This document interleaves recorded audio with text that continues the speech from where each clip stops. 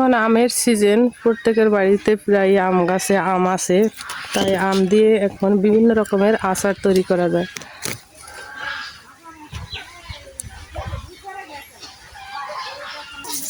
গাছ থেকে আমি 5টা আম পেড়ে নিয়েছি তেলের আচার বানানোর জন্য। এবার আমগুলো ধুয়ে আমি কেটে নেব। কাটা আমের সাথে মেশানোর জন্য এখানে আমি কিছু কালো সরষা নিয়ে নিলাম বাটার জন্য, এগুলো বেটে নেব। আমগুলো খোসা সহ এবং আটির ভিতরে যে সাদা অংশটা ফেলাই দিছি এভাবে আমি কেটে নিয়েছি। এবার সর্ষে মাখাই নেব।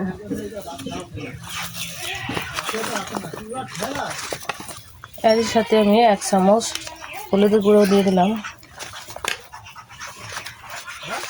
আমের সাথে পুরোপুরিভাবে হাত দিয়ে মাখাই নিছি।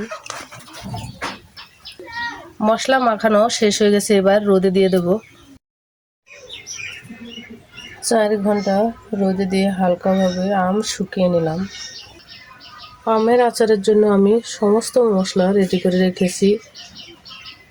শুকনো মরিচ, আদা কুচি, রসুন, তেজপাতা, জোন, মৌরি, মেথি, গোটা গরম মশলা, সাথে কিছু ধনিয়া, কালো সরষে নিয়ে নিলাম পরিমাণ মতো, আর কিছু জিরে নিয়ে নিলাম। সমস্ত মশলার পরিমাণ আমি 1 চামচ করে নিয়ে নিছি। এবার চলে যাব চুলার কাছে। এবার শুকনো খোলায় মশলাগুলো ভেজে নেব। প্রথমে ভেজে নিলাম শুকনো মরিচ। কিছুক্ষণ ভাজার পর গোটা গরম মশলাগুলো দিয়ে দিলাম। মশলার মধ্যে আছে এলাচ, দারচিনি, লবঙ্গ, গোলমরিচ। এবার তেজপাতাগুলো দিয়ে দিলাম। বাকি মশলাগুলো একসাথে দিয়ে দিলাম। মশলাগুলো আমার পুরোপুরিভাবে ভাজা হয়ে গেছে, এবার উঠিয়ে নেব। মশলা ভাজার যে সুন্দর একটা সেন্ট, এরই সাথে আমি সর্ষেগুলো দিয়ে দিলাম। এবার আমি ব্লেন্ডারে মিক্স করে নিয়ে আসবো। আচারের জন্য আমি 1 লিটার খাঁটি সরিষার তেল গরম হতে দিয়ে দিলাম। তেল প্রায় গরম হয়ে গেছে, এরই ভিতরে আমি রসুন আর আদা কুচিগুলো দিয়ে দিলাম। চুলার আঁচ একদম লোতে রেখেই আস্তে আস্তে রসুনগুলো ভেজে নিতে হবে।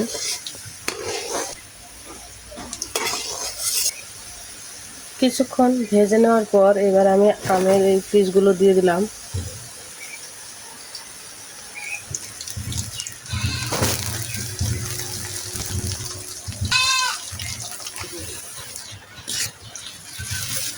কিছুক্ষণ আমগুলো আমি তেলের মধ্যে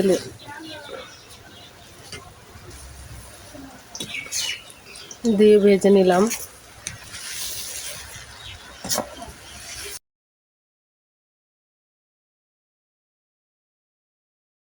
এক চামচ ভিনেগার দিয়ে দিলাম। 1 চামচ বিট লবণ দিয়ে দিলাম।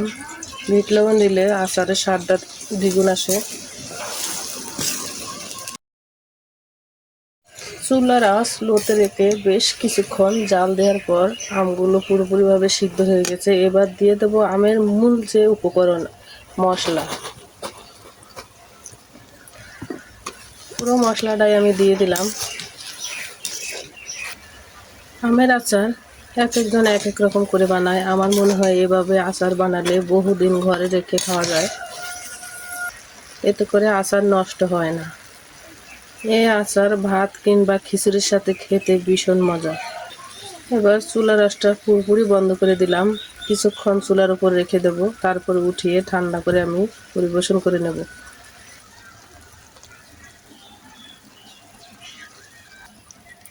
এই আচার ভাত কিংবা খিচুড়ির সাথে শুধু নয়, ভর্তা, ভাজা মুড়ি মাখিয়ে খেলে কিন্তু ভীষণ মজা লাগে। আমের আচার চুলা থেকে উঠিয়ে কিছুক্ষণ ঠান্ডা করে নিলাম। এভাবে ঝামেলা ছাড়া আমরা খুব সহজেই এই টক ঝাল আমের আচারটা তৈরি করতে পারি। এবার আমি একটা পাত্রে নিয়ে নিলাম। আচারে যদি আমরা সামান্য কিছু চিনি দিয়ে দিই তবে টক ঝাল মিষ্টি আচারও হয়ে যাবে। আমি চিনি ব্যবহার করলাম না, কারণ আমার কাছে টক ঝাল আচারটাই বেশ ভালো লাগে। পুরো আচারটাই আমি একটা বয়ামের ভিতরে পুড়ে নিলাম। এই তেল যখন খাওয়া হয়ে যাবে আবার তেল এনে গরম করে আচারে দিয়ে দিলে হয়ে যাবে। আমার মতো এভাবে সবাই আচার বানিয়ে দেখবেন, আশা করি ভালো লাগবে। যদি ভালো লাগে তবে লাইক কমেন্ট শেয়ার করে দিবেন।